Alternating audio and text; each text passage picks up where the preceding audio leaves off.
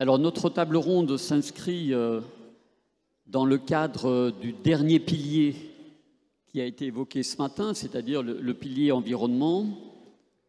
Encore que dans toutes les tables rondes, tout cela a été évoqué, la mobilité est évoquée, l'environnement est évidemment évoqué puisqu'on parle de développement durable et de tourisme durable.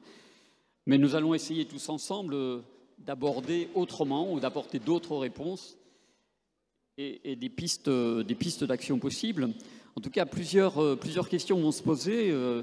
Le tourisme durable induit-il un inévitable changement de rapport à l'espace et au temps? Ça a été aussi largement évoqué ce matin, mais je crois qu'il y a des éléments de réponse qui seront très intéressants. Et comment mesurer et repenser nos mobilités et leurs impacts? Autre question, comment mobiliser les ressources endogènes d'un territoire? Là, on a des exemples très concrets qui vous seront proposés. Et puis, quelle place pour la culture dans ce tourisme de proximité? Alors, pour répondre à ces questions et à vos questions, nous avons 4 invités. Patrick Commois, qui est haut fonctionnaire adjoint au développement durable et à la transition écologique au ministère de la Culture. Marielle Herbadji, qui est chargée de mission empreinte carbone du tourisme, pôle adaptation à l'ADEME. Odile Prademfort, qui est déléguée générale de l'Association des centres culturels de rencontres. Et Pauline Vollet, qui est responsable du pôle tourisme à Bagnoles-de-l'Orne Tourisme. Bagnoles-de-l'Orne, qui est aussi petite cité de caractère. Pour les élus des petites cités de caractère, c'était le lieu de nos rencontres nationales il y a quelques mois. Alors avant d'aborder la première question, et même les 2 premières d'ailleurs, je voudrais juste rappeler quelques chiffres qui concernent le secteur du tourisme en France, selon des données de l'ADEME 2018. C'est près de 90 millions de touristes internationaux, plus de 7% du PIB et environ 2 millions d'emplois. Dans le même temps, le tourisme génère de nombreuses pressions sur l'environnement, ça a été dit depuis ce matin, et en particulier sur le climat, qu'il s'agisse des transports des touristes, que de leur hébergement, leur alimentation ou leur consommation de biens et de loisirs. Toujours selon les données ADEME de 2018, le bilan gaz à effet de serre du secteur du tourisme correspond, c'est intéressant de faire ce parallèle, correspond à l'empreinte carbone annuelle d'environ 11 millions de Français, c'est significatif, ou à l'équivalent des émissions annuelles directes des régions Île-de-France, Provence, Alpes-Côte d'Azur et Bretagne réunies. Ça donne une idée du bras de levier que nous pouvons avoir si nous voulons améliorer ou décarboner le tourisme. Exposé de manière significative aux risques physiques liés aux canicules ou aux inondations, par exemple, le secteur du tourisme est donc à la fois contributeur et victime du changement climatique. Alors, je voudrais poser une première question, tout d'abord peut-être à Marielle. Comment voyez-vous la transition du secteur à l'ADEME et avez-vous une stratégie? Merci pour cette question et bonjour à tous et à toutes. Alors déjà pour peut-être représenter un petit peu le rôle de l'ADEME. L'ADEME est donc l'Agence de la transition écologique et on a un rôle de conseil. On propose des démarches, des méthodologies, on émet aussi des recommandations, on réalise des études avec une approche rigoureuse et pour faire toutes ces actions, on a à la fois des équipes qui sont basées sur tout le territoire français et aussi un budget qui est dédié à nos moyens d'intervention. Donc ça nous permet en fait de participer à la construction de politiques nationales et locales dans la transition écologique.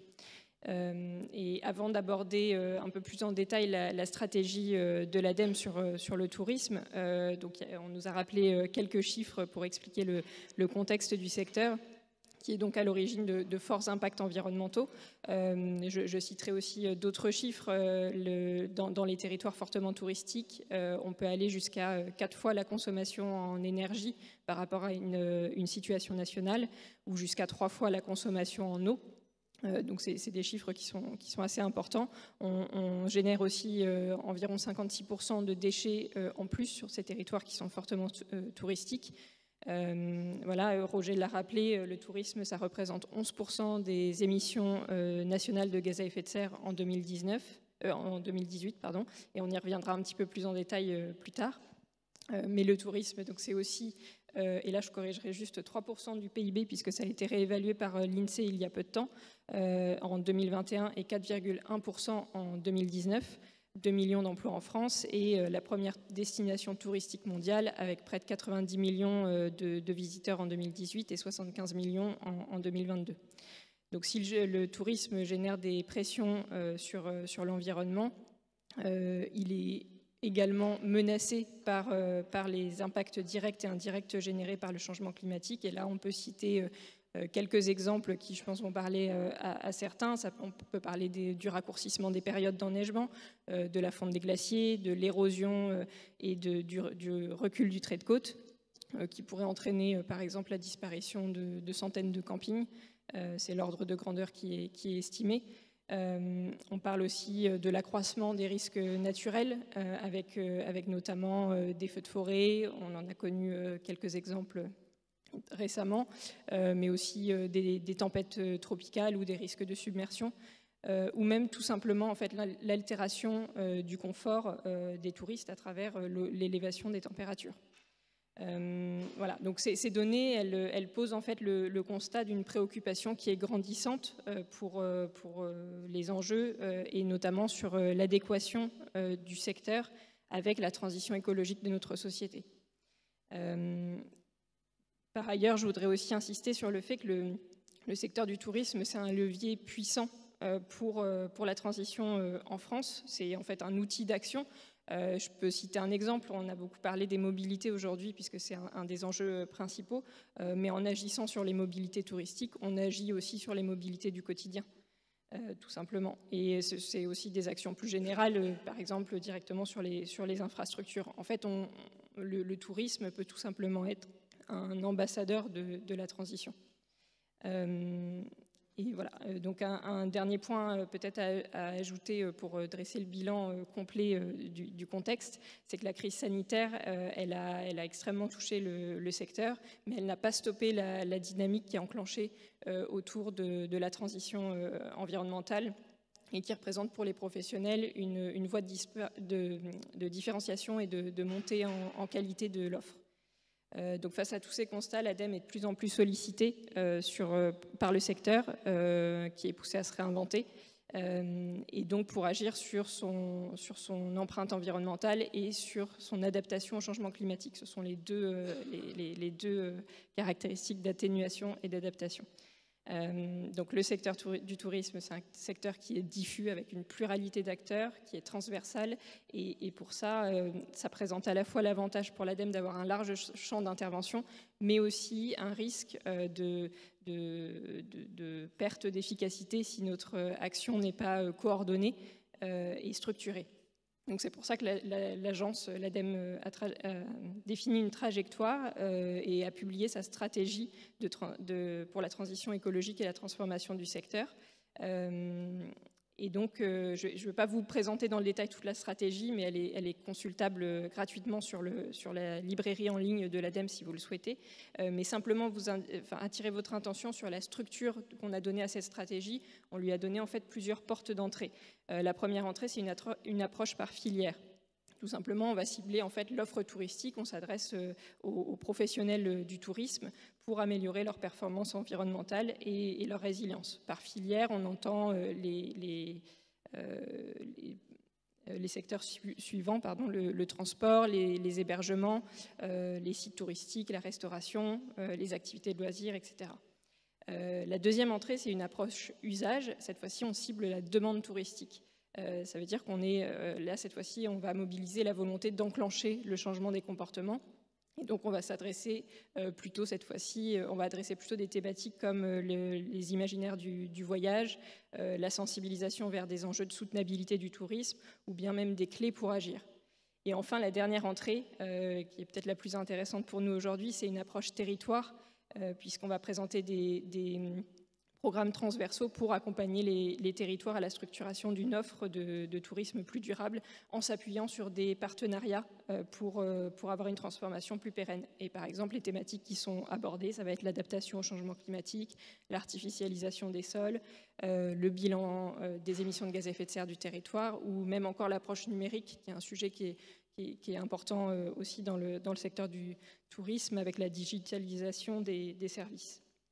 Et pour conclure peut-être sur cette question, du coup, je voudrais insister sur cette dernière approche territoire, puisqu'en fait, les zones géographiques, que ce soit à l'échelle régionale, départementale ou même à l'échelle des communes, doivent jouer un rôle d'exemplarité. Et cet événement rassemble précisément les petites cités de caractère. Et moi, par caractère, je voudrais y entendre un caractère engagé dans la transition que vous devez porter. Voilà. Alors, bien souvent, quand on parle d'empreinte carbone, on a des chiffres macro.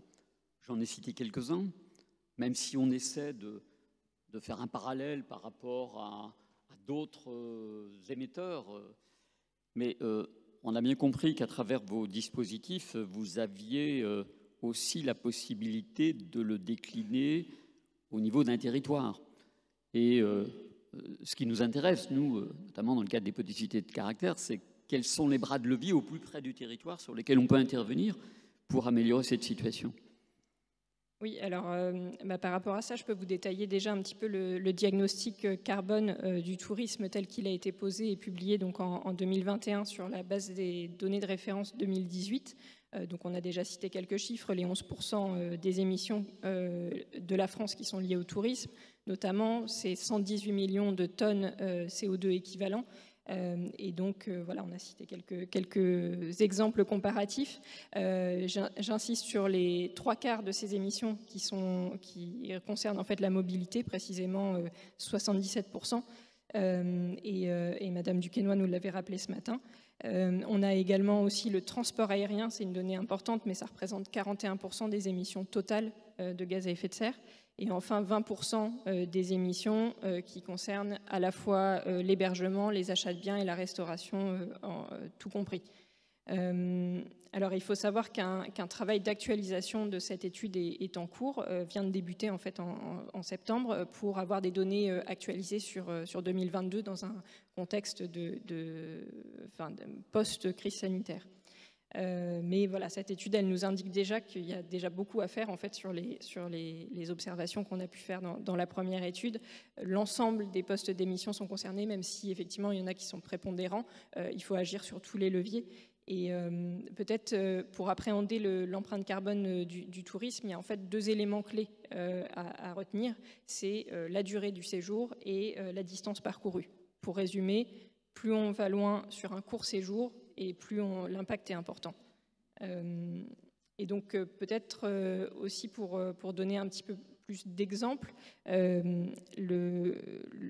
cette conclusion elle est issue en fait d'un travail sur les profils types des touristes. Et un exemple qui est tiré de l'étude, c'est que partir 2 jours à Bordeaux en train depuis Paris, ça aura un impact presque 4 fois plus important que partir 5 jours à Londres, toujours depuis Paris, en avion. Et donc ça, c'est en comparant les émissions en kilogrammes CO2 équivalents par séjour. Il faut savoir aussi donc que d'un point de vue d'une déclinaison territoriale, on a également débuté des travaux pour publier courant 2024 une méthodologie à destination des régions, donc des CRT plus précisément, pour les aider à la réalisation de leur bilan GES, puisque aujourd'hui les régions ne sont pas outillées pour pouvoir le faire. C'est un exercice qui est assez complexe, notamment du fait de la disparité des données sur à l'échelle d'une région. On n'a pas forcément toutes les données dont on aurait besoin pour calculer ce type établir ce type de bilan. Et donc ce travail va s'appuyer notamment sur des initiatives qui ont déjà vu le jour dans certaines régions, notamment par exemple en Nouvelle-Aquitaine, Et donc, ça nous permettra effectivement de disposer d'une méthodologie pour les régions. Et cette méthodologie permettra de faire un bilan d'émissions de gaz à effet de serre du secteur du tourisme à l'échelle régionale, mais en ayant des détails au niveau aussi départemental, voire même au niveau des EPCI, selon la donnée qui est disponible dans les territoires. Merci. Alors, vous l'avez dit, l'impact des déplacements en avion, c'est plus de 40%, parmi, c'est-à-dire plus de la moitié de la production de gaz à effet de serre dans le cadre des déplacements du tourisme. Alors ça pose la question, et ça a été évoqué ce matin, du rapport à l'espace et au temps, et comment repenser nos mobilités dans le cadre d'un tourisme durable. Alors peut-être, Patrick comme moi, je vais intervenir sur ce sujet, et puis Marielle, vous pourrez compléter, puisque vous avez des données assez précises à nous faire partager. Oui, merci beaucoup. Bonjour à toutes et tous. Alors, donc j'interviens pour le ministère de la Culture, et effectivement, dans les grands sujets de transition écologique qui sont ceux de la culture, des lieux culturels, des événements culturels, il y a ce sujet des mobilités. Donc c'est vraiment un sujet qui est commun, qui est partagé avec les enjeux de transition écologique pour le tourisme et pour les sites touristiques. Quand on prend cet enjeu des mobilités, du point de vue du ministère de la Culture, on s'est dit, enfin, on a essayé de travailler, de réfléchir dans le ministère avec les différents acteurs et actrices de la culture. Il nous semble qu'il y a un certain nombre de choses qu'on peut faire. La première, ça a été dit dans la table ronde précédente qui se faisait aussi dans cette salle magnifique. Il y a un besoin de données, il y a un besoin de mesures. C'est vrai pour la transition écologique en général, donc c'est ce qu'on disait là, c'est utile d'avoir une idée de où sont les grands impacts écologiques quand on peut les mesurer, notamment les impacts d'émissions de gaz à effet de serre. Donc allez voir, il y a des chiffres qui existent, chaque structure n'a pas besoin de faire son bilan carbone puisqu'elle peut se comparer avec d'autres structures de la même taille, similaires, ça va donner des idées. Dans la culture, voilà. Donc, il faut mesurer les émissions de gaz à effet de serre. Et quand on parle de mobilité, il faut mesurer les mobilités tout simplement. Aujourd'hui, les sites culturels, les sites touristiques mesurent de mieux en mieux, mais pas encore parfaitement, qui vient, quel est le taux de fréquentation, ce genre de choses. Beaucoup moins bien, comment les gens sont venus. Donc déjà, se poser cette question, poser la question aux visiteurs, comment êtes-vous venus, est-ce que vous avez resté, est-ce que combien de temps vous êtes là, ce genre de choses-là, dans des enquêtes de fréquentation des lieux culturels, il y a assez peu d'établissements, même du ministère, même de grands établissements, qui ont ce type de données. Avoir ce type de données est fondamental, parce qu'on ne peut pas agir à l'aveugle. On a besoin d'avoir une vision assez détaillée de la manière dont les visiteurs et visiteuses se déplacent, la manière dont ils organisent leur séjour. Donc déjà de la donnée. Il y a quand même quelques éléments de données, mais à vrai dire, mes collègues du département des statistiques du ministère de la Culture, dont c'est pourtant le rôle, et qui ont des données assez nombreuses sur un grand nombre d'aspects de la vie culturelle dans ce pays, ont assez peu de choses là-dessus.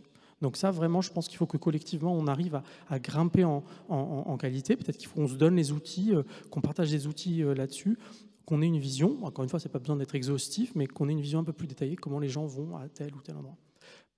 Une fois qu'on a dit ça, le deuxième constat qu'on fait au ministère de la Culture, c'est que certainement, ce n'est pas nous, le ministère, qui sommes le mieux armés, le mieux positionnés finalement pour agir sur ce sujet des mobilités. On n'est pas le ministère des Transports, on n'est pas confronté directement aux visiteurs et visiteuses culturelles, et donc on a besoin d'être dans une approche de partenariat. C'est de façon à l'évidence le cas sur l'ensemble des aspects des politiques culturelles et pas juste sur cette dimension-là, mais c'est encore plus le cas quand on parle de travailler sur les mobilités culturelles et sur la décarbonation des mobilités culturelles ou la transition écologique des mobilités culturelles ou des mobilités touristiques. Il faut être dans une approche de partenariat. Donc on essaie d'investir des espaces de discussion qui existent déjà, C'est le cas de la discussion au plan régional en matière culturelle, puisqu'il y a les directions régionales et les préfets réunissent les acteurs culturels sur une échelle régionale, parfois sur une échelle locale, pour se parler. Donc, ce sont de bons espaces pour faire ça. Donc, ça, c'est de notre côté. Et puis, il y a des espaces qui existent en matière de transition écologique, ce qu'on appelle les contrats régionaux pour la transition écologique. Ça va changer de nom, mais peu importe. Il y a des espaces de négociation sur la transition écologique à une échelle régionale. Et donc, nous, il faut qu'on y mette de la culture en disant, attention, n'oubliez pas, qu'on y mette du tourisme, n'oubliez pas, vous allez vous parler de transport en général, d'emploi, vous allez parler des transitions de l'économie, vous allez parler de logement. N'oubliez pas qu'il y a, il y a des enjeux de culture. Troisième, ça a été dit ce matin, troisième mobile de déplacement de nos concitoyennes et concitoyens, les loisirs, la culture. Donc, si vous voulez faire la transition écologique à l'échelle régionale, n'oubliez pas qu'il va falloir penser à la desserte des lieux touristiques, des lieux de culture. Donc il faut qu'on investisse les uns les autres ces espaces de discussion, de dialogue, de partenariat à une échelle régionale et certainement à une échelle locale.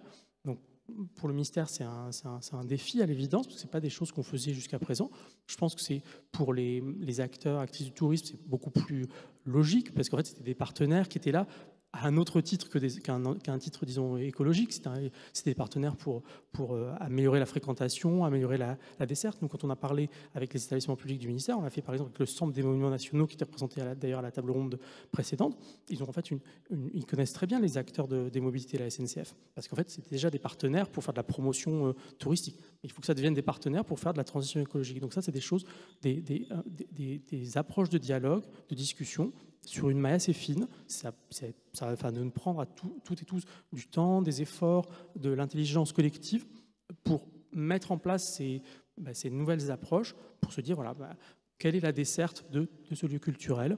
Il y a un festival, pour nous c'est des festivals, mais c'est vrai pour les petites cités de caractère, dont l'activité est aussi assez saisonnière évidemment, de se dire à tel moment il y a un surcroît de fréquentation, mais il faut que la desserte de mobilité, donc mettons de train, d'autocar, les efforts qui sont faits en matière de covoiturage, les efforts qui sont faits autour du vélotourisme ou autre, soient accrus à tel moment. Voilà, c'est des choses qui doivent s'appréhender, et qui doivent s'appréhender encore une fois, pas simplement sur une logique, disons, économique ou d'ailleurs culturelle, pour ce qui concerne mon ministère, la fréquentation, la présence de l'ensemble des publics, mais sous une approche écologique en se disant, voilà, il faut qu'on renforce l'offre pour que l'offre soit adaptée d'un point de vue écologique. Donc une offre plus décarbonée, plus sobre en ressources de manière générale.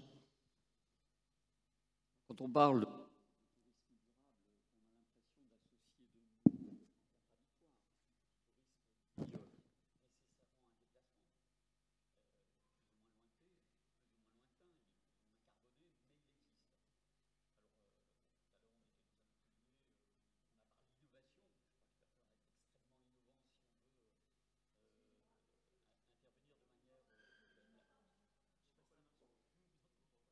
Vous ne m'entendez pas? Désolé. Donc je disais que il va falloir faire preuve de beaucoup d'imagination, puisque quand on parle de tourisme, on parle forcément de déplacement. Donc tourisme et tourisme durable, il y a deux mots qui sont quasiment contradictoires. Donc qu'est-ce que l'on peut imaginer? Vous l'avez esquissé à l'instant. Il y a effectivement des moyens d'action qui sont certainement très simples, de coordination entre les différents acteurs sur un même territoire, entre les différents modes de transport pour améliorer les choses. Je reviens vers vous, Marielle, sur ce sujet, mais vous pouvez aussi intervenir. Vous aurez des thématiques qui sont aussi très précises et qui sont des pistes d'action sur des sujets qui concernent le déplacement, mais qui justement permettent d'apporter des solutions à la fois pour le développement culturel ou alors près des différents acteurs de tourisme. Marielle, vous voulez compléter à nouveau cette question sur les déplacements? Oui, je peux compléter sur les mobilités. Effectivement, la nécessité de revoir en fait notre rapport au temps et à l'espace. On l'a largement abordé ce matin, donc je ne m'étalerai pas plus, mais je vais plutôt essayer en fait de l'illustrer avec certains dispositifs qui sont mis en place à l'ADEME et qui permettent d'aider les acteurs, que ce soit territoriaux ou professionnels, dans ces questions-là. Il y a une première piste peut-être de réflexion sur le programme Forme émergente de tourisme qui fait partie du plan Destination France et qui s'adresse à des opérateurs privés qui proposent des offres de slow tourisme et donc qui permettent en fait de revoir son rapport au temps dans la construction de l'offre.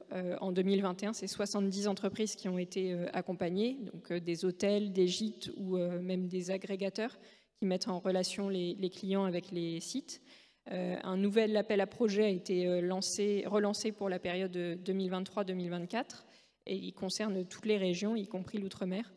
Et sur ce volet, on travaille aussi avec les agences départementales du tourisme et les offices de tourisme pour qu'ils soient formés justement au tourisme responsable. Donc on entend par là le slow tourisme et l'écotourisme. Une deuxième piste de réflexion, et on l'a aussi beaucoup abordé, c'était sur transformer sa perception du voyage et notamment en travaillant sur l'imaginaire du tourisme. En fait, il faut qu'on revalorise le temps long. Et peut-être dans une piste de réflexion partirait de cette phrase de dire que le voyage commence en fait dès qu'on part de chez soi. Et donc, comment on veut voyager? Est-ce qu'on veut bien accepter de prendre le temps de voyager, de prendre un itinéraire différent et en fait, concrètement, ça va se traduire par un report modal finalement de délaisser sa voiture ou l'avion pour prendre des moyens de transport plus décarbonés. Par exemple, prendre le train. On parle aussi beaucoup de l'imaginaire, par exemple, qu'il peut y avoir autour du train de nuit, ou même prendre son vélo, tout simplement. Et du coup, à ce sujet, en parlant de vélo, on a un autre volet du plan Destination France qui est piloté par l'ADEME et qui concerne le vélotourisme, le développement du vélotourisme. Qui consiste en fait à soutenir les acteurs du tourisme et les collectivités territoriales dans le développement de véloroutes et de services dédiés, parce que le vélotourisme, ce n'est pas que la route pour y aller, c'est aussi tous les services qu'il y a autour. Et alors effectivement, ce type de transport, ça s'adresse peut-être plutôt à une certaine partie de la population, par exemple les trentenaires ou les familles avec des adolescents qui sont en mesure de se déplacer sur des longues distances en vélo. Mais finalement, c'est peut-être aussi l'opportunité d'avoir une offre qui est marketée pour ce type de population. Je peux citer aussi encore un autre exemple qui concerne la transformation de la mobilité des territoires. En fait, c'est une pluralité d'exemples puisque dans les régions, il y a déjà beaucoup d'initiatives qui sont mises en place en termes de mobilité territoriale qui sont des exemples en fait, où on transforme la contrainte en opportunité. Par exemple, l'Occitanie Rail Tour, c'est un programme qui a été mis en place dans la région Occitanie, comme son nom l'indique, pour voyager en illimité pour 10 € par jour dans toute la région. Et avec ce forfait-là, on a aussi, on s'est occupé de la question du dernier kilomètre, qui est une question qui est primordiale pour pouvoir accéder justement aux destinations. On n'a pas forcément des voies de chemin de fer qui nous emmènent partout. Voilà, et donc on s'occupe aussi de cette question en mettant en place des navettes, par exemple, depuis les gares. Voilà, et qui permettent aussi d'avoir donc une offre touristique économiquement avantageuse. Des exemples, il y en a d'autres. En Nouvelle-Aquitaine, où on a une offre de séjour bas carbone qui a été mise en place, avec notamment 25 séjours pour commencer. Cette offre va être ensuite étoffée. En Île-de-France aussi, dans les Hauts-de-France, on a tout l'été le train à 1 € pour aller sur la côte. Où on a aussi l'initiative En Bretagne sans ma voiture qui permet en fait d'avoir un passe-train avec une offre économiquement avantageuse. Et donc voilà, ces initiatives, elles prennent aussi en compte l'accessibilité pour des ménages à plus faible revenu. Et enfin, un dernier sujet qui là me tient particulièrement à cœur parce que je travaille aussi dessus, c'est l'accompagnement stratégique via la méthodologie ACT Tourisme. En fait, la méthodologie ACT, elle est née dans le contexte de la COP 21. Donc un contexte où tous les États, une grosse majorité des États en tout cas, s'est engagée à limiter le réchauffement climatique à 1,5 degré ou l'étape d'après c'est bien en dessous de 2 degrés. Et donc dans ce contexte-là, finalement, on a défini avec cet objectif de réchauffement planétaire maximal, on l'a traduit en émissions de gaz à effet de serre. Qu'est-ce que concrètement ça représente de limiter le réchauffement planétaire à 1,5 degré. On l'a traduit en émissions de gaz à effet de serre, et ces émissions de gaz à effet de serre maximum à émettre avant 2050, Et ça nous a donné un budget finalement d'émissions de gaz à effet de serre qu'on a réparti au niveau mondial.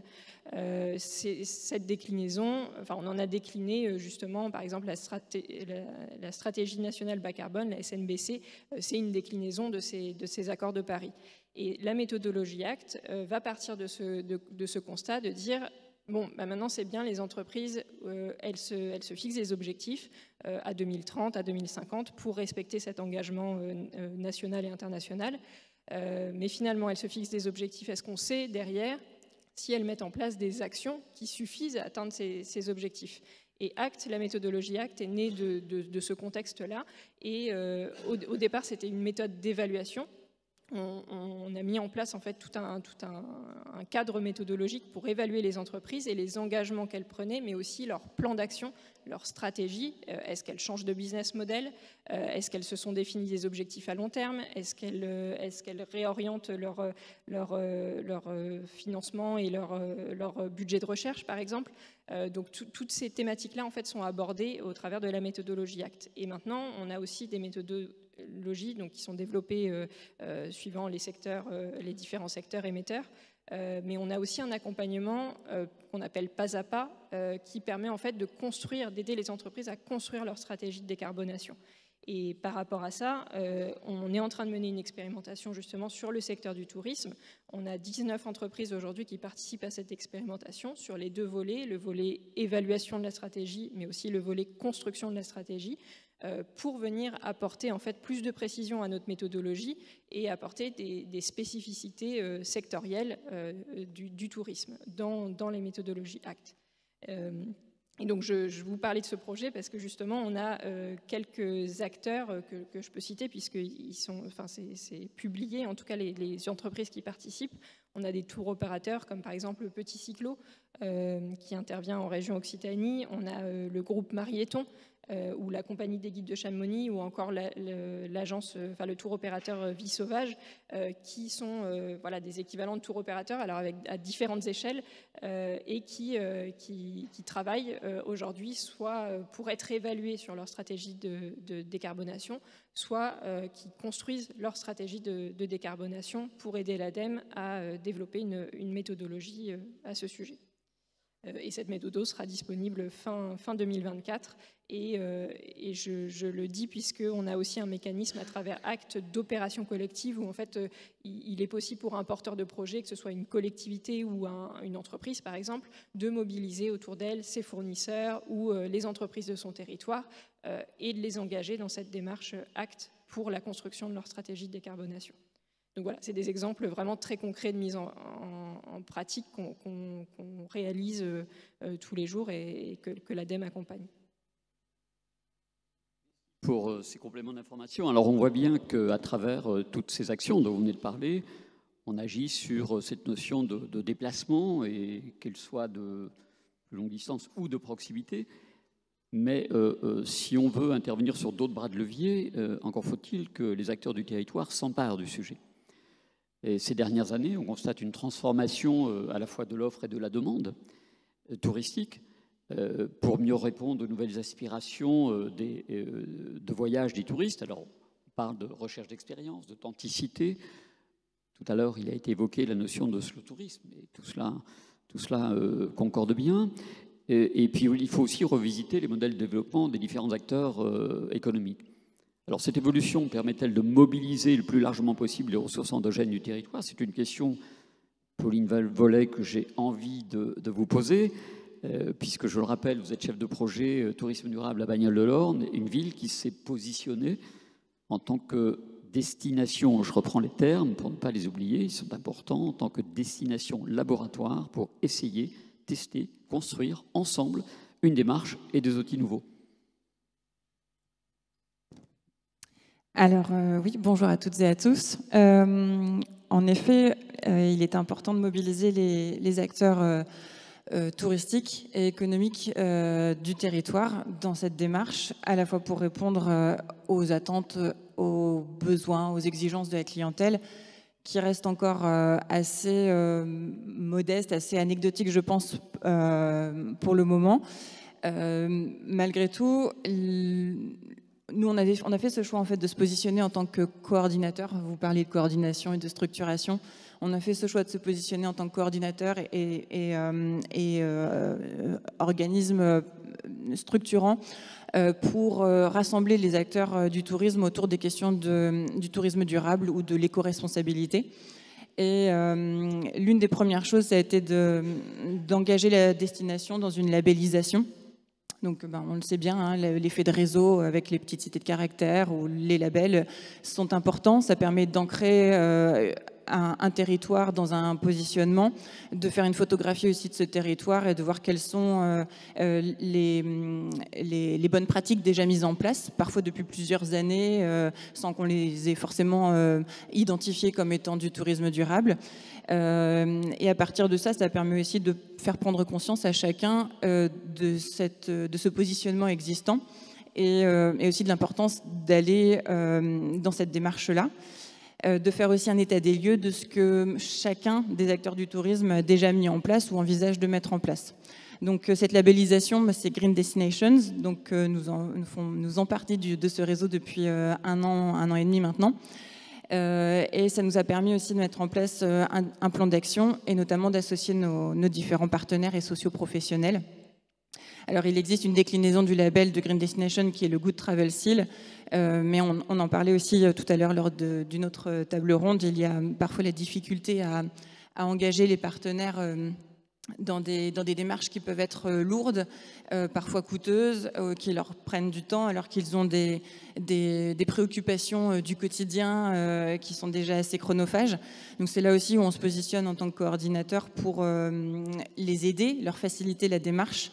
Et donc l'un des exemples très concrets qu'on a mis en place, c'est une charte du partenaire engagé qui permet d'identifier les différentes pratiques qui sont mises en place par chacun de ses partenaires. Donc on a listé une centaine de bonnes pratiques et on va les voir, on s'entretient avec eux, en général sur un entretien d'environ 2 heures et on passe en revue ces 100 bonnes pratiques de façon à pouvoir ensuite en parler, identifier leurs besoins et les accompagner pour mettre en place des bonnes pratiques qui peuvent être parfois plus coûteuses ou plus chronophages également. Un autre exemple aussi de mobilisation des ressources du territoire, et là aussi avec le label Green Destination, c'est que nous sommes allés à la rencontre des différentes parties prenantes, puisque c'est un label de destination, donc un label de territoire. Donc on ne labellise pas l'office de tourisme, on labellise l'ensemble du territoire. Donc on est allé à la rencontre de nos collègues en mairie, au service des eaux, de la CDC pour la gestion des déchets et notamment de l'ONF. Ça a été vraiment un rendez-vous révélateur pour nous. Bien sûr, ce sont des acteurs avec lesquels on avait l'habitude de travailler pour diverses raisons, et notamment l'ONF. Alors pour proposer des programmes de sortie, de visite, etc. Mais durant ce rendez-vous, on a vraiment aussi pris le temps de connaître leur stratégie sur du long terme. Hein. Ça se passe sur du très très long terme avec l'ONF évidemment. Et puis aussi les problématiques qu'ils rencontrent au quotidien. Et ce que ça implique aussi dans la gestion à la fois de la forêt qui est autour de la ville et la gestion du territoire. Et ça a complètement aussi modifié la relation et le partenariat qu'on a mis en place avec eux. Ça a rendu nos relations beaucoup plus souples, beaucoup plus flexibles et surtout ça a facilité la mise en place de différents projets, notamment culturels aussi. Et c'est là où je trouve intéressant de faire vraiment le lien entre le tourisme durable et la culture, puisque voilà, tout est lié. Et aussi, vous disiez hein, les différents piliers, l'environnement, l'économie et le social, on en a parlé, c'est vraiment en filigrane et tout est lié. C'est parfois difficile même de les séparer. Un autre exemple aussi d'engagement de nos partenaires à travers une action assez symbolique, mais assez rapidement on a mis en place, alors on applique aussi la philosophie des petits pas. Je trouve intéressant aussi que vous parliez du pas à pas parce que c'est venu assez rapidement dans notre stratégie, la philosophie des petits pas, parce qu'on se dit tout de suite quand on s'engage dans le tourisme durable, c'est assez vertigineux. On a l'impression que voilà, il va falloir mettre en place des gros projets qui vont prendre beaucoup de temps, oui, mais à côté de ça, on peut mettre en place des petits projets qui vont ponctuer, qui vont aussi éviter de s'essouffler et qui vont apporter du rythme dans la démarche qu'on met en place, qui est une démarche sur le long terme. Et donc cette action, on tente de réduire l'utilisation des bouteilles d'eau en plastique. Et donc on a mis en place avec une société, une cartographie du territoire qui permet d'identifier les différents endroits où l'on peut remplir sa gourde. Donc bien sûr, on pense tout de suite aux lieux publics qui sont divers et variés, mais il y a aussi les différents partenaires du territoire, un fleuriste, un commerçant, un restaurateur, un bar qui va accepter qu'on vienne avec sa gourde et qu'on la remplisse gratuitement. Donc on a un sticker, un QR code, on le flash et on sait tout de suite à quel endroit on peut remplir sa gourde. Donc là, ça a été important aussi, c'est vraiment l'une des premières démarches où on a sollicité nos partenaires. C'était gratuit pour eux et ça leur a permis d'intégrer progressivement la démarche de tourisme éco-responsable. J'ai un autre exemple aussi dans nos activités. Là, ça concerne directement nos équipements, mais nous sommes en phase de labellisation EcoCert pour le golf. Bagnole de l'Orne est équipée d'un Golf 9 trous. Donc, il y a toute une réflexion qui est menée sur les modifications d'usage, d'entretien du golf. Mais aussi, là, ça implique une sensibilisation des golfeurs aussi qui avaient certaines habitudes. Et donc, on est aussi dans cette phase de sensibilisation des usagers et des clients d'une manière plus générale. On a envie de vous dire, écoutez, menez votre expérience, on est très observateurs, mais ça nous donne envie de la dupliquer d'une manière beaucoup plus générale, sur, pourquoi pas, dans toutes les petites cités de caractère de France. Et oui, alors l'effet de réseau, justement. Donc, effectivement, c'est vraiment une réflexion qu'on pourrait mener pour travailler ensemble et dupliquer la démarche. Quand on parle tourisme, on parle aussi culture, évidemment. Donc la culture joue un rôle très important dans le monde rural. Et le monde rural, c'est bien celui des petites cités de caractère, résidences d'artistes, parcours artistiques, festivals, etc. Avoir des projets culturels qui se développent dans les villages est essentiel pour maintenir des territoires vivants. La culture est un levier de développement rural, on le sait. Avoir une offre culturelle adaptée et de proximité renforce l'attractivité de nos territoires.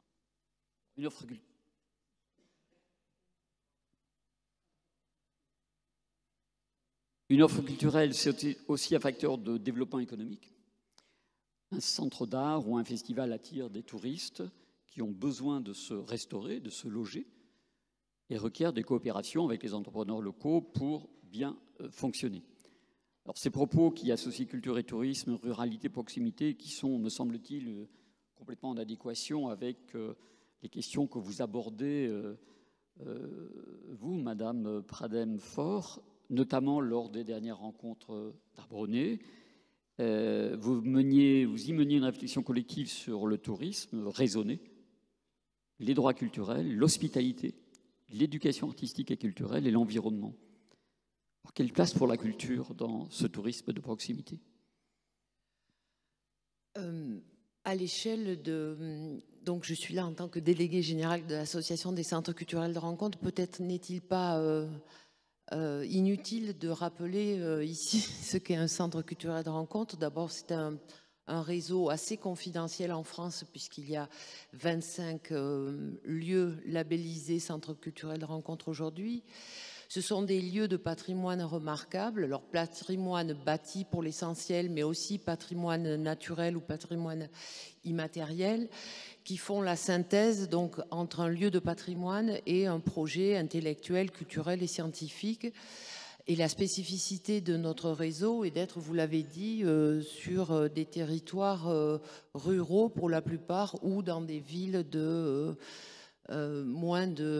pour la plupart, c'est moins de 5000 habitants ou moins de 10 000 habitants, à part l'exception toute récente du plus petit cirque du monde à Bagneux, qui lui est en banlieue parisienne, mais dans un territoire périphérique très spécifique. Ce label existe depuis maintenant 50 ans. Depuis 2016, c'est un label national décerné par le ministère de la Culture.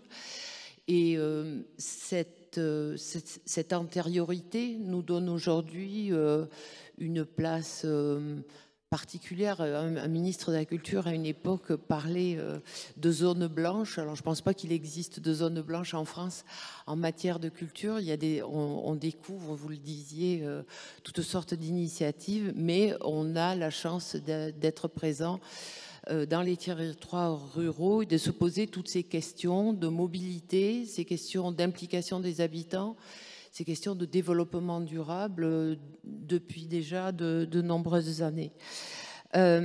Pour répondre plus précisément donc à votre question sur la place de la culture à l'échelle d'un réseau comme le nôtre, la place de la culture, il y en a d'abord une qui est naturelle, évidente, vous venez d'en parler, c'est la question de l'attractivité et du rayonnement d'un territoire.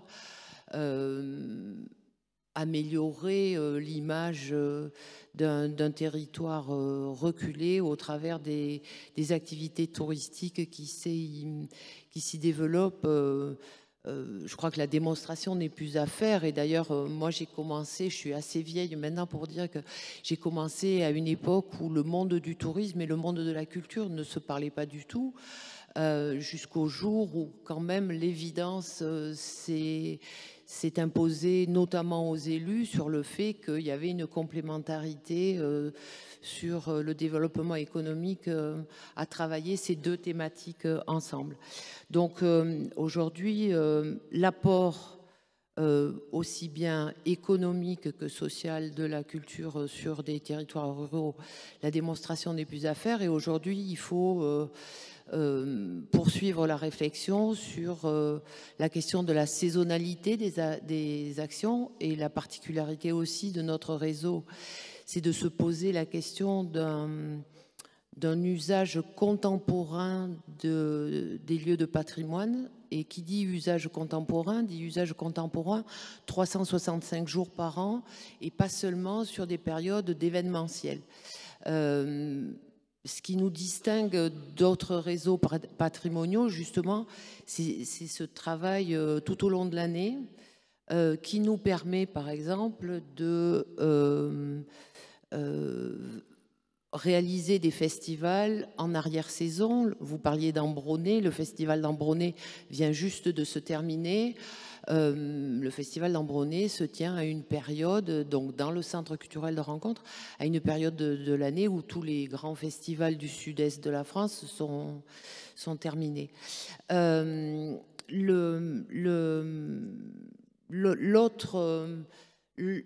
L'autre place, je dirais, spécifique au centre culturel de rencontre et aux activités culturelles dans cette question de développement durable et de tourisme durable, c'est, on l'a vu à plusieurs reprises dans la journée, ce qui pose problème aujourd'hui dans l'impact, le bilan carbone des activités touristiques. Le premier problème, c'est les déplacements en avion. Et pour moi, l'avion, pour moi et pour les membres du réseau, l'avion, qu'est-ce que ça symbolise? C'est la recherche d'un ailleurs, c'est l'ouverture au monde. Et les institutions culturelles et les centres culturels de rencontre doivent aujourd'hui se poser la question de comment ils contribuent à apporter aux touristes et aux habitants du territoire, comment ils contribuent à l'ouverture au monde, comment ils contribuent à, j'ai envie de dire, à ce mythe de l'exotisme, enfin, la découverte de l'autre. Alors, la découverte de l'autre, c'est peut-être commencer par favoriser et instituer un dialogue avec les habitants du territoire. C'est aussi favoriser les résidences d'artistes.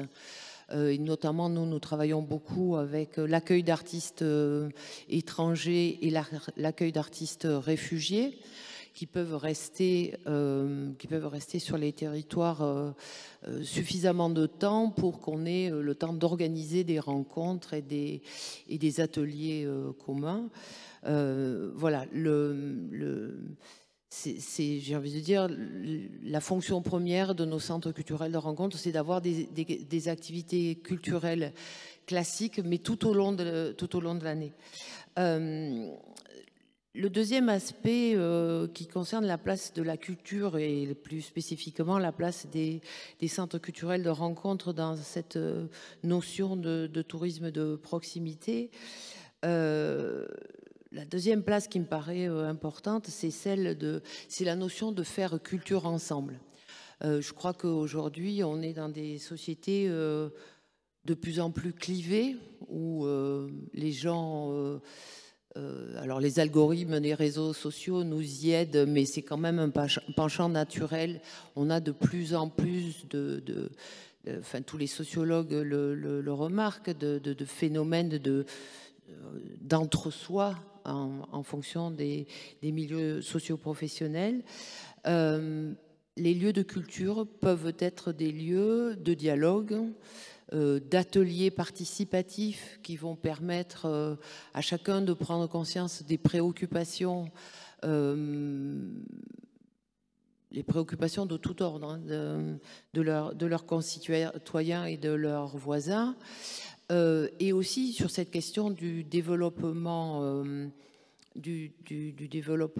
enfin de la prise de conscience et de la nécessité des changements de comportement.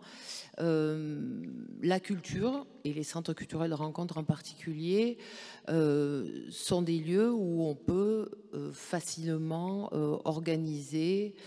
Je pense à un exemple, à la maison Maria Casares qui est en Charente, qui est installée dans un village où il y a 450 habitants.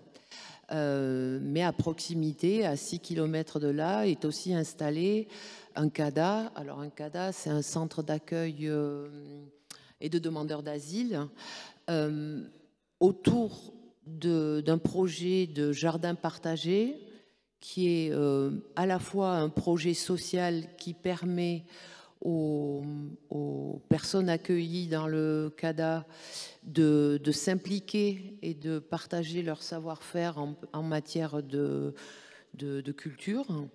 Il y a à la fois des échanges sur les questions de biodiversité, sur les questions de jardinage et de développement durable et sur la question de l'exil. C'est des micros, encore plus qu'à Bagnoles-de-l'Or, on est vraiment sur des micro-projets qui concernent une vingtaine de personnes, mais je considère que c'est une place où la culture, effectivement, contribue.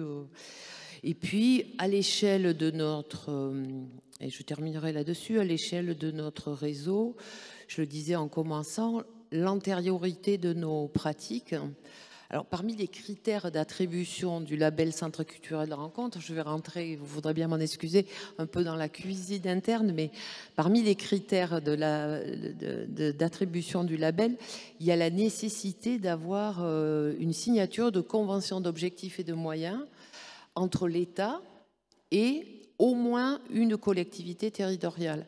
Ça veut dire que nos conseils d'administration, nos instances de réflexion sont par nature des lieux où élus locaux, États, acteurs du territoire, institutionnels se rencontrent et échangent sur les problématiques contemporaines. Alors, il y a 50 ans, les problématiques contemporaines, c'était la question de la sauvegarde et de la mise en valeur du patrimoine. Aujourd'hui, les problématiques contemporaines, elles sont sociales et elles sont environnementales, mais nos conseils d'administration, les temps de rencontre comme celui que vous avez mentionné tout à l'heure à Ambronay en mai 2022, on a réfléchi pendant 2 jours au parallèle qu'il y avait entre installation des jeunes agriculteurs et installation des jeunes artistes dans les territoires ruraux, avec les questions de mobilité des publics, les questions de financement, voilà. Donc, l'atout de notre réseau, c'est d'avoir une très longue pratique depuis plus de 50 ans d'échange entre les partenaires du territoire à tous les niveaux et sur toutes les problématiques. Merci. Patrick Commois, voir les habitants des territoires s'emparer de leurs projets culturels pour le ministère de la Culture, c'est une démarche particulièrement vertueuse. Quand on parle de culture et de proximité, et on y associe, et ils y associent évidemment les touristes, donc ça répond parfaitement aux enjeux d'aujourd'hui. Bien sûr, c'est d'ailleurs pour ça que le ministère de la Culture appuie, soutient et les centres culturels de rencontre, notamment parmi d'autres réseaux culturels. Moi, je suis assez frappé.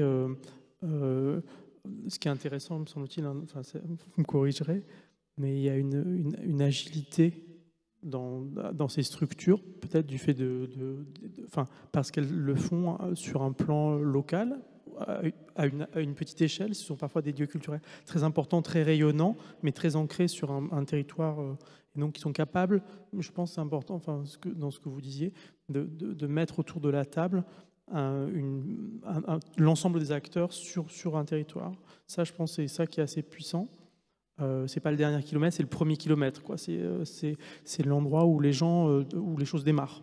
Et donc, ça permet de nouer la discussion. Alors, ça peut être sur des enjeux comme les enjeux de l'accueil ou des migrations. Ça peut être, me semble-t-il, le cas aussi sur les sujets écologiques. Je sais que les centres culturels de rencontre sont très, très investis sur cette thématique de la transition écologique.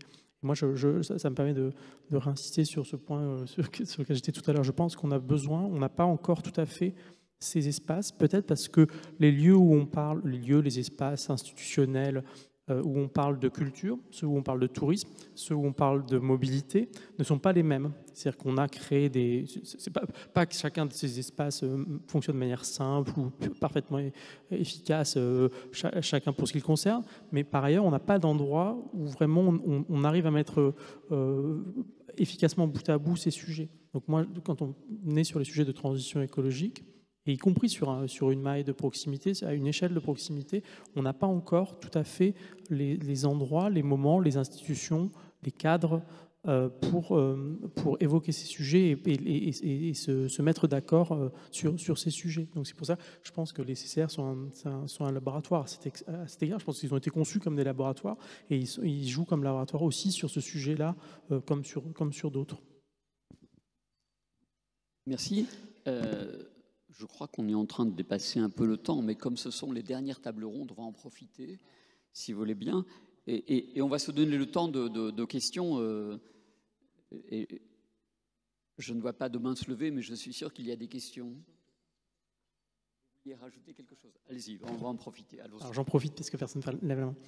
Je n'ai pas donné d'exemple et je m'en voudrais de ne pas le citer parce que c'est la fin de journée, mais je pense que c'est un exemple qui est assez fort et je vous invite à aller voir ce que fait un endroit, c'est une des plages du débarquement qui est gérée par le Canada, ça s'appelle Juno Beach, c'est le nom de la plage. Et donc c'est un musée et c'est un lieu touristique évidemment et qui est tourné, c'est un tourisme de mémoire et donc c'est tourné notamment vers les Canadiennes, les Canadiens qui viennent parce que leur grand-père était là, etc. Les scolaires. Et c'est un lieu qui, pour le ministère de la Culture, pour la mission de transition écologique du ministère de la Culture, est extrêmement en avance parce qu'ils ont vraiment pris à bras le corps le sujet de la transition écologique. Et comme je disais tout à l'heure, ils ont fait une chose, pour commencer, ils ont mesuré, ils ont essayé de regarder leurs impacts. Donc ils ont fait leur bilan carbone, ils ont été plus loin, ils ont aussi regardé leurs impacts en matière de pollution, de déchets, sur la biodiversité. Et puis ils se sont donné une stratégie. C'est pas tout de se dire, oui, on se donne une stratégie, on l'écrit. Non, c'était des choses assez fortes. Je ne prends qu'un exemple. Ils ont décidé que dans leur billetterie, les gens qui venaient avec des mobilités durables, donc en train ou en vélo, auraient un tarif réduit. Donc ça, c'est un engagement. Ça veut dire que leur billetterie, ils font moins de billetterie, ils font moins de recettes de billetterie. Donc ça, il y a un engagement, c'est une tentative. Ils ne savent pas encore, ils sont en train de voir si ça tient la route économiquement pour eux, parce qu'ils ont quand même bien sûr cet enjeu.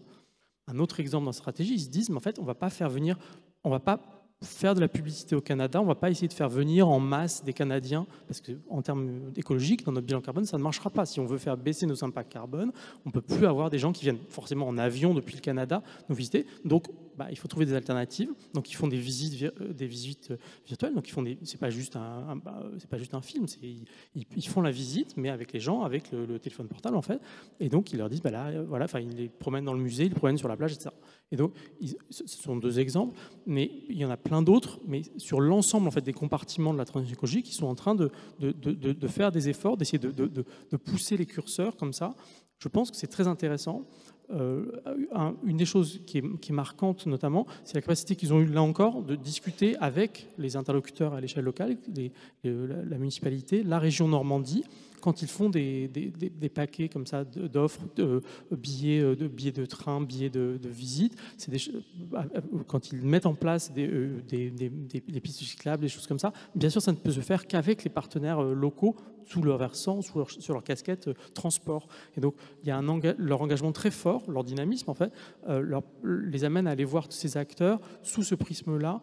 Et donc je vous invite vraiment à aller voir parce qu'ils sont très inspirants, comme c'est une expression à la mode, ils sont vraiment très énergiques sur ce sujet, très, très engagés. Et vraiment, je pense que c'est un exemple. J'aurais regretté de ne pas l'avoir mentionné parce que je pense que en plus c'est vraiment à cheval entre les enjeux culturels parce que c'est un musée, un site culturel et un enjeu touristique pour eux très très fort parce qu'ils ont même un enjeu de tourisme international alors que c'est pas une structure si vaste, si ample que ça, mais ils ont un vrai enjeu de tourisme international et donc ils ont bien sûr les impacts écologiques d'un lieu international comme ça. Ce temps, quelques questions se sont préparées. Bonjour, je m'appelle Antoine. J'ai une question, alors je ne la maîtrise pas très bien, c'est pour ça que c'est une question. J'avais lu le rapport du Shift Project sur les préconisations à apporter et eux, ils avaient préconisé un modèle pour décarboner, enfin, de s'inspirer d'une méthode pour chiffrer, etc. J'avais fait quelques recherches sur Internet et il y avait pas mal de cabinets conseils qui proposaient de le faire à notre place, entre guillemets. Et je ne connais pas les prix, mais la réflexion, elle est plutôt, on est en développement, on a une idée. On se dit, bon, si ça se trouve, il faut un expert qui maîtrise la fresque carbone, la fresque climat. 10 jours de mission, on n'a pas les moyens de le payer. Il y avait deux réflexions. Est-ce que les outils que vous préconisez pour décarboner, pour rendre la décarbonation accessible à tous, est possible à travers un outil numérique amateur?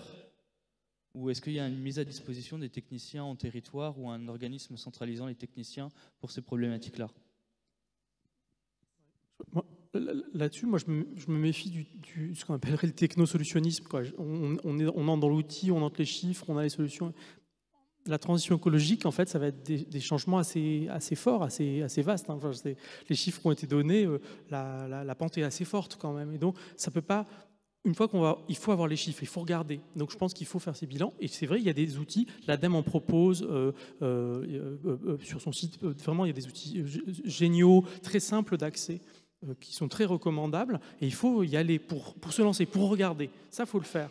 Mais en revanche, la démarche de changement, de transition écologique sur le carbone, mais aussi sur la biodiversité ou sur les déchets, c'est une démarche assez ambitieuse. Et donc, je pense que en fait, quand on va chercher le consultant ou la consultante, on ne paye pas juste le bilan carbone, on paye l'accompagnement, la méthodologie, le fait de se dire, OK, dans la structure va se parler de ce sujet-là, va s'en saisir à tous les niveaux, les responsables, les équipes, tout le monde, dans l'ensemble, en fait, parce qu'en fait, tous les métiers dans les structures culturelles ou touristiques sont concernés à la fin. Et donc il faut se donner un temps, une méthode collective dans la structure, dans la durée. Et donc la stratégie, c'est de dire, on aimerait bien être là dans 5 ans, et donc il faut qu'on s'en parle. Et donc par où on commence? Il faut commencer par c'est ce que vous disiez, il faut commencer par quelques étapes, peut-être les plus faciles d'ailleurs, c'est pas grave. Et puis après, les autres sont moins faciles. Mais il va falloir y aller aussi quand même, sinon on n'atteindra pas la neutralité carbone en 2050. Donc quand on paye du temps de consultant ou de consultante, me semble-t-il, ce qu'on paye, c'est cette capacité de la structure à se donner le processus en interne après pour tenir le rythme, parce que c'est un cheminement assez long après. Mais peut-être que vous avez d'autres...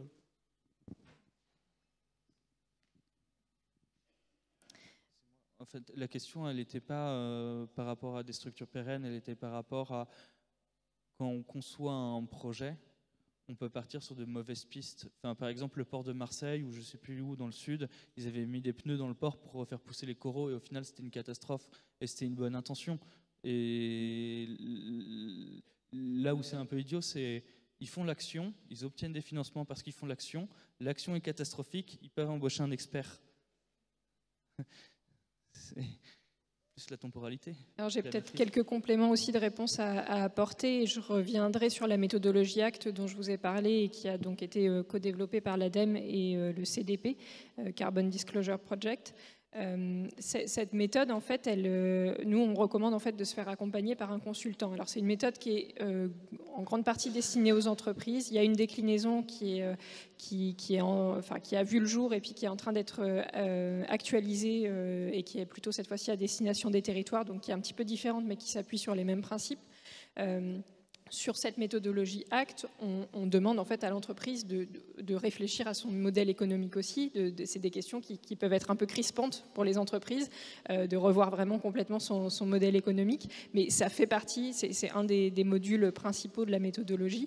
Et par là, le consultant ou la consultante est vraiment, nous on trouve essentiel pour faire ce travail-là parce que ça permet à l'entreprise de prendre du recul, d'avoir un autre regard et aussi, comme vous le disiez, d'avoir un regard sur les questions de maladaptation. On en parle beaucoup dans l'adaptation au changement climatique. On peut avoir des possibilités, des idées pour s'adapter, mais est-ce que finalement ces idées, ce ne sont pas des fausses bonnes idées qui vont derrière provoquer et générer d'autres impacts négatifs. Donc ça, l'expertise du consultant ou de la consultante, elle est aussi importante sur ces questions-là. C'est pour ça que nous, on recommande de se faire accompagner. Après, il y a des possibilités sur la méthodologie ACT de la prendre en main soi-même. Je ne vous cache pas qu'elle est un peu lourde à prendre en main parce que c'est environ 200 pages en anglais. Je ne vous le recommande pas, mais si vous voulez mettre le nez dedans, c'est tout à fait possible. Voilà, je m'arrêterai là peut-être sur cette question, mais on peut en reparler. C'est une question intéressante parce que on aurait besoin finalement d'une sorte de recueil des bonnes pratiques à mettre en œuvre sur nos territoires, très simplement. Nous sommes, à travers nos petites cités, une multitude d'acteurs qui décidons et qui pouvons intervenir, comme le fait Bagnoles de l'Orne, près des acteurs locaux. Tout cela s'additionne. Je me souviens d'une formule où on disait penser global et agir local. Je pense que ça reste toujours vrai. Donc comment pourrait-on faire pour disposer de ces bonnes pratiques et pouvoir les mettre en œuvre très simplement dans nos collectivités, par exemple? Peut-être en complément, et ça rebondit un petit peu sur cette question, mais on a, à travers l'initiative ACT, toujours un réseau de consultants qui sont de plus en plus nombreux, qui sont formés à la méthodologie et capables d'accompagner des entreprises sur les territoires. C'est différent parce que la méthodologie est plus récente, donc ça prend le temps de former les consultants. Mais en tout cas, tous les consultants et consultantes formés sont visibles, en tout cas sur le site de l'initiative ACT, donc c'est initiativeact.org, pour aller consulter en fait la liste des bureaux d'études capables d'accompagner les entreprises. Et en plus de ça, certains bureaux d'études sont aussi seulement implantés sur certains territoires, ce qui permet aussi, on est en train de mettre à jour la base de données pour rendre visibles les bureaux d'études qui sont sur nos territoires pour aller les contacter directement. Et aussi certains ont des compétences et expertises particulières sur certains domaines parce qu'ils nous ont accompagnés à la construction de certaines méthodologies sectorielles. Alors on parle de secteurs surtout très émetteurs, donc surtout des secteurs industriels pour commencer, mais là sur le secteur du tourisme, on a 5 bureaux d'études différents qui nous accompagnent à l'expérimentation et qui seront de fait assez calés sur le sujet quand la méthodologie sera publiée.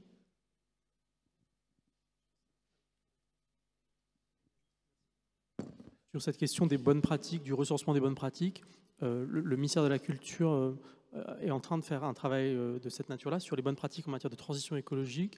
Et donc sur le site internet du ministère, quand elles seront publiées, on est encore en cours, enfin c'est encore en cours, on est encore en train de finaliser cela. Sur les pages transition écologique du ministère de la Culture, il y aura des bonnes pratiques de transition écologique avec les labels, les outils de mesure, les outils de financement, les formations, les titres de ressources. L'ADEME a plusieurs titres y figurent, et puis également des bonnes pratiques au sens des exemples ici et là qui nous ont semblé intéressants sur les problématiques qui sont celles du monde de la culture, qui souvent recoupent les problématiques du tourisme. Il y a les questions de mobilité des publics, mais pas seulement. Il y a la question bien sûr de gestion des lieux, des espaces, de la biodiversité autour qui est autour des lieux de culture ou qui parfois constituent les lieux de culture. Et c'est valable aussi bien sûr dans les lieux touristiques, dans les sites touristiques. Voilà, donc je vous invite à y aller, mais pour l'instant c'est pas encore en ligne, mais j'espère assez prochainement. Alors, on a vraiment très peu de temps. Je ne sais pas si on peut prendre une question courte qui amènerait une réponse courte. Et sinon, on va conclure cette table ronde.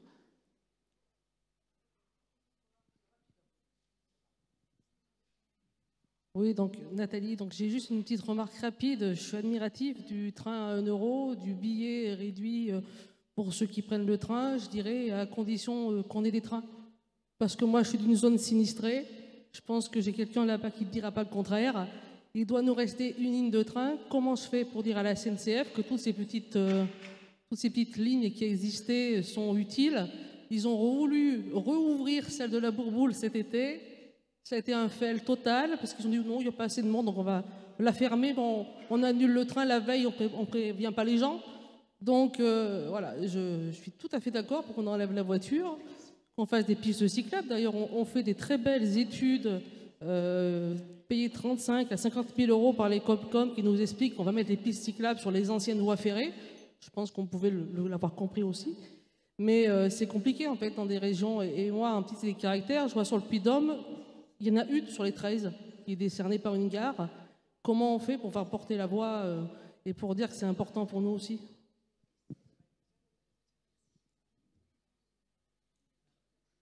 Questions très complexes et pour lesquelles, visiblement, on n'a pas de réponse évidente à vous donner. On l'a vu tout à l'heure, c'était dit dans l'atelier précédent, qu'en fait, on a des ruptures dans les modes de transport. Et je donnais un exemple à une des intervenantes. On sait comment aller de Paris jusqu'à la gare la plus proche, mais de la gare la plus proche jusqu'à la petite cité de Caractère, il n'y a pas l'information. Le moyen de transport existe, mais celui qui va partir de la gare n'a pas l'information. Donc, déjà, si on arrivait à compléter toutes les données, à les communiquer, on simplifierait déjà beaucoup de choses et ça faciliterait considérablement nos déplacements et, pour le coup, des déplacements qui se font avec des transports en commun. Par conséquent, on améliore le bilan carbone.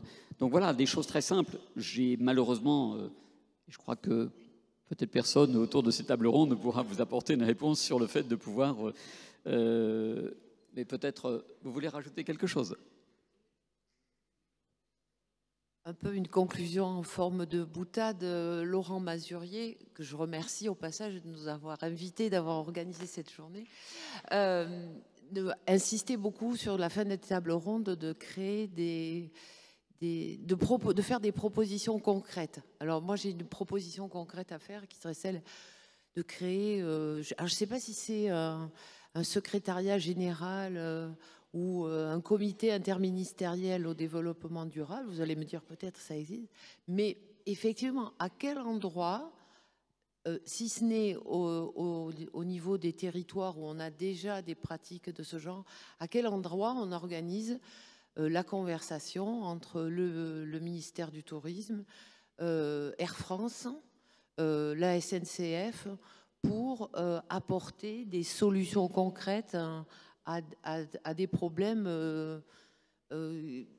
peut-être faciles à résoudre, mais à condition que le dialogue existe.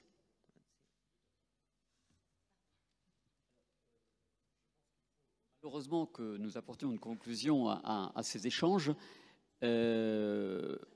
Petite cité de Caractère, et Laurent le disait, je crois en préambule, ouvre un grand dialogue au sujet du développement durable et qui va durer un certain temps parce qu'on voit bien que les réponses ne sont pas évidentes. Mais je crois qu'en additionnant de nombreuses pistes, de nombreuses actions possibles, même les plus simples, tout ça nous permettra d'avancer, sachant qu'on le sait aussi, on doit avancer vite sur cette question parce que les phénomènes climatiques nous y obligent. Donc c'est l'association de toutes les compétences, c'est l'association de nos volontés, c'est l'association et la communication sur toutes les expériences, comme celle que vous menez à Bagnoles-de-l'Orne, qui vont nous permettre d'avancer.